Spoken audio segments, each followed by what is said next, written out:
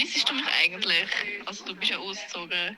Denkst du teilweise noch an mich oder findest du, wir haben zu wenig Kontakt als Schwestern? Ja. Oh mein Gott, wie süß. Und ich würde sagen schon. Also ich merke irgendwie voll, dass wenn man ausgezogen ist, also ich habe gemeint, dass ich viel öfters heimgehe. Also so jedes Wochenende, aber ich gehe irgendwie viel seltener weg. Vor allem, weil ich am Wochenende dann immer auch mega viel zu tun habe, jetzt mit zum Beispiel YouTube und allem. Und einfach sonst so irgendwie Events oder so in einem Wochenende. Und darum gehe ich wie gar nicht so oft heim. Und ich merke irgendwie, dass man halt, wenn man sich weniger sieht, dass man irgendwie auch weniger voneinander weiss. Also zum Beispiel, was gut ist, ich habe das Gefühl, seit ich ausgezogen bin, ist es viel mehr so, dass wenn man mal heimgeht, dass man dann mehr Gespräche hat miteinander. Also wenn ich daheim gewohnt habe, ist es wirklich viel mehr so das Ding von, man lebt einfach miteinander und dann sieht man sich mal irgendwie in der Küche oder weiss ich auch nicht so. Und seit ich ausgezogen bin, dann gehe ich wie heim und dann bin ich so auf Besuch daheim. Und da gibt es irgendwie viel mehr die Möglichkeit, um dann mal zu reden. Sowohl mit meinen Eltern als auch mit meinen Geschwistern. So. Aber ich muss auf jeden Fall unbedingt mal wieder heimkommen. Ich habe das Gefühl, ich bin jetzt schon seit 2 Wochen im daheim gewesen und ich merke, dass ich das irgendwie voll vermisse, so das tiefe Gespräch und alles.